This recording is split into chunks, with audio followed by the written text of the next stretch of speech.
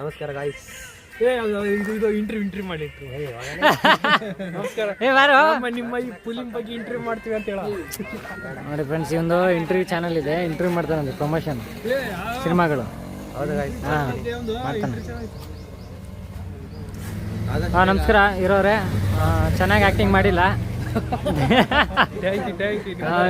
ಪ್ರೀತಿ ಪ್ರೋತ್ಸಾಹ ಖಂಡಿತ ಇರಲ್ಲ, ಒಳ್ಳೇದಾಗಲಿ. ತಥಾಸ್.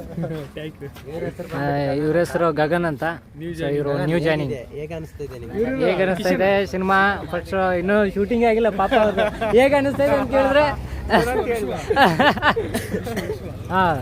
ವಿಚಾರ ಅವ್ರದ್ದು ಶೂಟಿಂಗ್ ಆಗಿಲ್ವೋ? ನಿರಾಸೆ ಆಗಲ್ಲ. ನ್ಯೂ ಜಾಯ್ನಿಂಗ್ ಅಂತ ಹೇಳು.